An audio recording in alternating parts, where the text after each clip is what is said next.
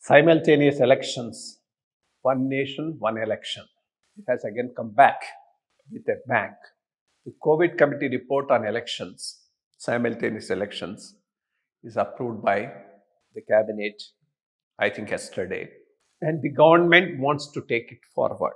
Now that it is accepted and approved by the cabinet, it goes without saying it has the backing of all the NDA allies in addition to BJP.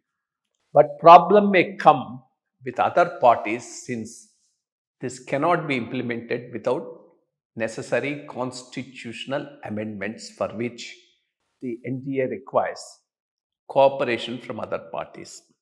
Congress has already rejected this and told they are not going to be a party to this and will not agree for this theory of one nation, one election. How the other opposition parties will react to this, one has to wait and see. But the government itself says it wants to build up a broader consensus in its favor and take it forward. So hopefully, if it can materialize by 2029, excellent. If not, at least there should be an action plan to take it forward beyond 29. But first of all, what are the pluses of a one nation, one election slogan? First, we only had one nation, one election till 1967. The assembly and the Lok Sabha elections were synchronized, and all governments functioned full term for 5 years, 51 to 56, 56 to 62, 62 to 67, and elections took place accordingly. But 67, an element of instability got built into the Indian democracy. Till 67, it was one man show or one party show. It's Jawaharlal Nehru at center, and then the Congress party all across the country. But 67, suddenly a lot of regional parties have come into the picture, and lot of states, no one party got a majority, so there were coalition governments and they didn't last long. Within 1 or 2 years, the governments fell and again elections were there. So the simultaneous election concept got a break from then onwards. And of course, the Lok Sabha, which was elected in 1967 and which had a time right up to 1972. Halfway through in 1970, Mrs. Gandhi dissolved and went for midterm elections. So again, for Lok Sabha also, another break has come. From then onwards, the elections are going on in such a way that each year you have an election in one big state or the other. So, and it's going on like that for years and years.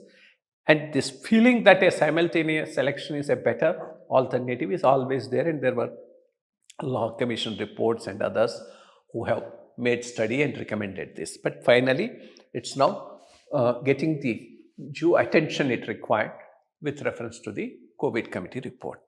What are the big advantages of simultaneous elections? First of all, of course, the financial. When you have two together, there's an immense saving in terms of the money spent on the elections. That goes without saying. To the time spent on electioneering. Once there are elections everywhere, the whole machinery, not only machinery, the political parties, everybody will be going on doing the same thing. So that's another thing where you save. Third is the executive time of the chief executives of both the center as well as the state. The Prime Minister's time as well as the Chief Minister's time is a very, very precious time.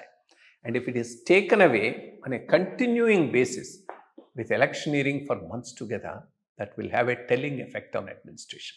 This can also be saved by having the simultaneous elections. So these are all the major. And then any government that comes into power, it should have time to plan, implement its action plan, and again go back to the people for a mandate after 5 years. If every 1 year you have an election, you cannot take desirable but still unpopular measures which are required from the point of view of the national development, progress, security, etc. in the long run, but which may in the short run resented by the general public. So there also you keep getting breaks. So if you have to get over all this, you need to have a simultaneous election. But what are the impediments while the government wants to plan this. Most important is you need a constitutional amendment to extend some state assemblies term, to curtail some state assemblies term, so that it coincides with elections in 2029. So that's going to be the place where they may get into a serious problem unless other opposition parties cooperate with them. And we'll have to see how far they will be willing to go along with this concept and where it will land up. If it doesn't, maybe it will get postponed, but it will come through at one time or the other, and it's desirable that it comes through. But this committee has 2-3 other recommendations which do not require a constitutional amendment but were equally important. In fact, they made a mention of this. There's no such thing as a no confidence motion in the Constitution. Constitution only talks of Council of Ministers being responsible to the and accountable to the legislature. And when the legislature loses confidence in the executive, then the executive will have to resign. But how that happens is something that is defined in the Lok Sabha and the Assembly rules.